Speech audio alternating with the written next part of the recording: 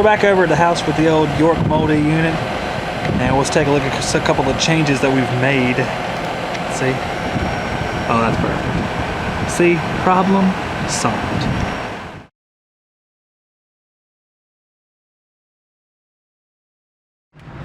Good morning, everybody. I'm pulling into an exclusive subdivision here in Wilmington called Georgetown.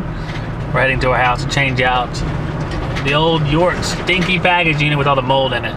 They wanted just to get rid of it, and I said, that's fine. What am I going to say? No. And we're going to put in a Mana 15 SEER heat pump package unit, which will be delivered about noon today. So we're going to go ahead and start ripping the York apart so we can break it down and get it out of there. One issue we'll be facing is that our package unit's behind a bunch of bushes. And it's not really a good way to get a new package unit in there. So I'm going to try to figure out a way to get this PVC fence out of the way. Here's the other side of our fence here, so I'll probably task brother with trying to get this one panel out so we can get the new package unit in there and remove the old one. We have our ducts taken off, both of them flex 18-inch, 2 squared rounds. Down there we have our electrical. We have to reroute that because it's going to be going on this side because our Mana has the electrical connection over here. Here's our thermostat wire. So we'll be disconnecting the electrical. I'm trying to go ahead and take this panel off because it'd be a lot easier doing the electrical with that panel away. Well, I might have skipped a few steps in the process, everybody. Time did not allow for movie making. We hooked up both of our ducts. We have a couple of 20 by 20 boxes. We're wired up. Low voltage is wired up. I don't have the thermostat on the inside yet.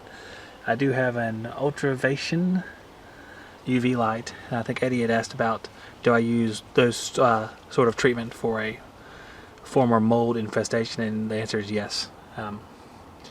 Google Plus is allowing me to answer comments again since I joined them, so I will be answering those comments soon.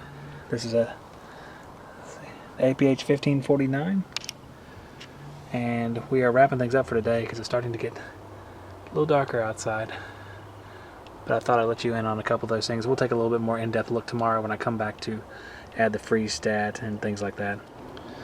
Okay guys, what I'm doing now, I want to weatherproof this area, so I'm going to build my hood, which is a three-sided or four-sided metal enclosure around the ductwork. You can put a bottom on it if you need to, but in this application we don't need to. We're just going to drive the side panels into the ground. The first thing I do was you can either use angle. Standing S-lock is kind of convenient, so I use that. We mark our line straight across from the unit. You can measure off the fence if you trust it, or you can just put a flat surface down the edge of the unit, hold it over to the wall, then level it downward. We'll put an S-lock. This is not much room on the inside of it, will be flanged out, and over here will be flanged out just to match that one. I'm not going to put something on this brick right here because it's only about 3 or 4 inches tall, so I'm not worried about that. The hood panel will be close enough, and I'll caulk that. I'll do the same thing on the other side, and then I'll screw standing S across the top, and I'll use the sides of the unit rather than use standing S-lock to do it there. But you can use S-lock or, like I said, angle. You can even flange the hood top if you want to. Any of those ways is fine. Now that I have my S-lock cut, you can place it up there, draw the holes to match the holes on the brick, drill them out, and put brick anchors in and screw it directly to the brick. Also caulk it, but as long as you get your anchors in there nice and tight, it's a nice firm bond. It will last a long time. You can also use Tapcons, which are pretty good for this sort of thing too. I'm going to go ahead and do that to the entire hood, and then get on to cutting the metal for it.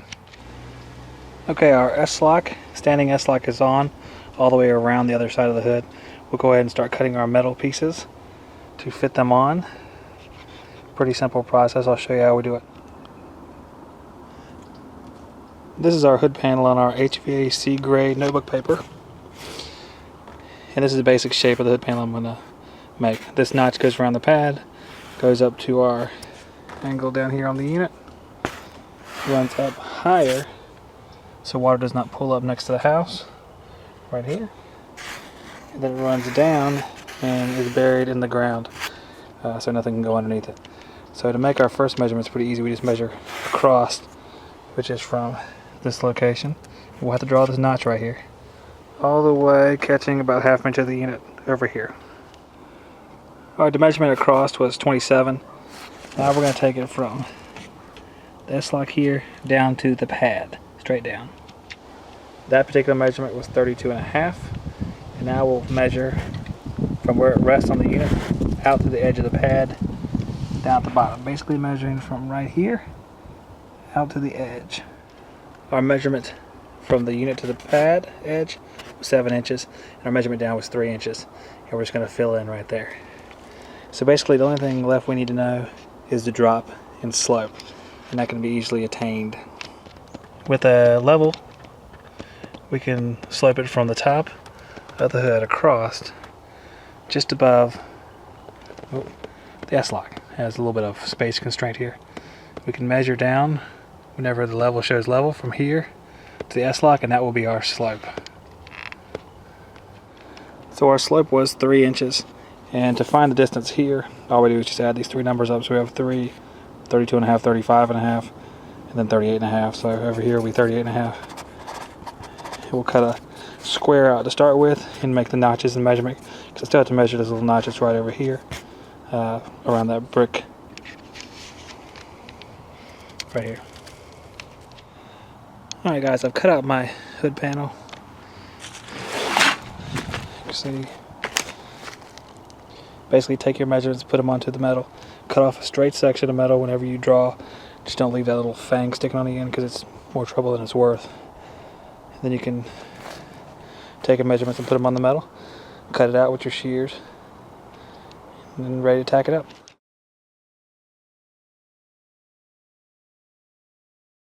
Alright, we have our APH 1549, which replaced the 48 for some reason. We got our P-trap, got a flow switch. I'm going to wire it up, probably pass through right here, make a little notch right there, pass up into the inside of the unit, come around to the control cabinet. Also with the freeze switch on the other side, it's the same thing I'll do, I'll pass through. Where the suction line penetrates there's a barrier down underneath here where it penetrates, pass back over here, and we will hook those up. Here we have our refrigerant gauge connections, high and low. What I'm going to do, since we have a cable here, we have to break our Y signal through. We can penetrate here, and we can pass along with this wire up here and back into the cabinet where the controls are. With the freeze switch, if you can see on the other side, you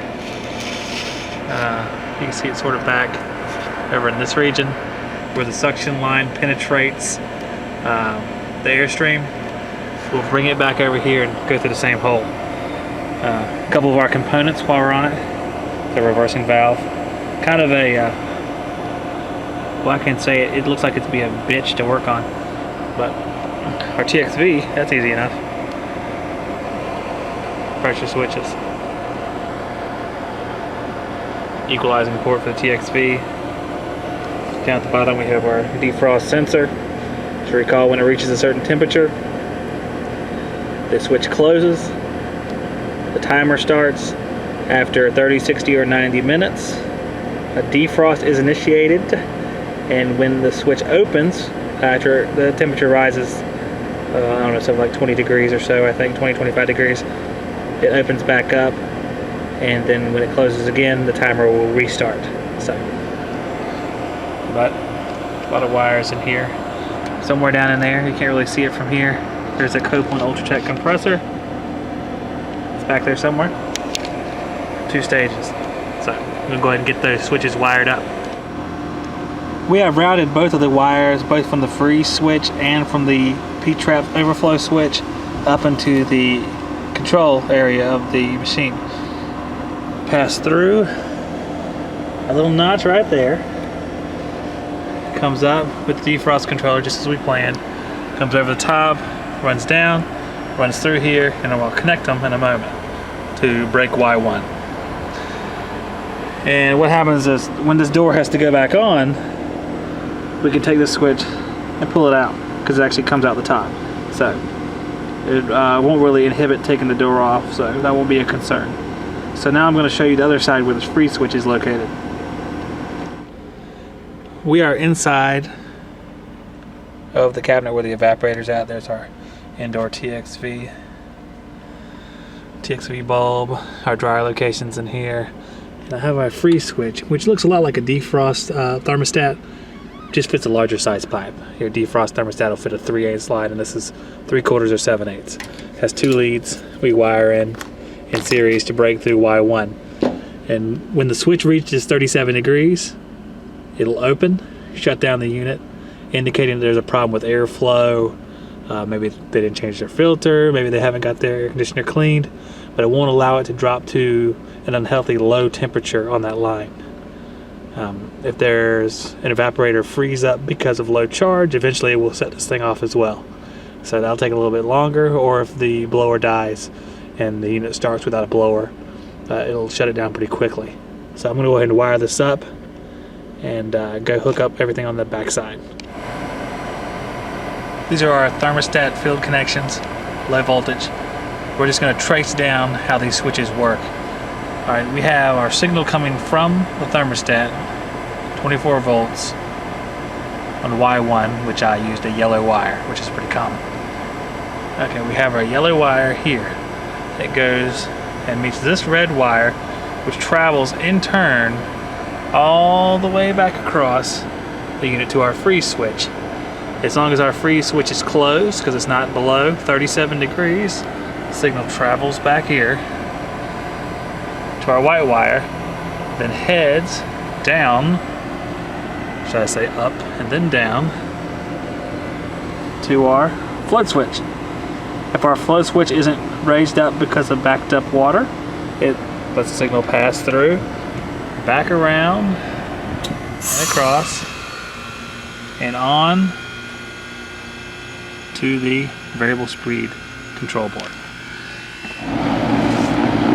The old Amanda's up and running. It's a big boy. They're all the same footprint, but they have different heights, and the 4-ton's pretty tall. But the good thing is these grates come off really easily, so cleaning it's not too bad at all. Sort of the same benefit we talked about Armstrong Air, their condensers having. This has the same sort of benefit. So, very nice. We're all done for today. I'm gonna get some supplies, come back tomorrow, and to cure our little dehumidifier problem, we're gonna insulate some stuff in the attic and straighten out just a couple of odds and ends where things got a little messy on the install. But this one's in the books. Everything's working great.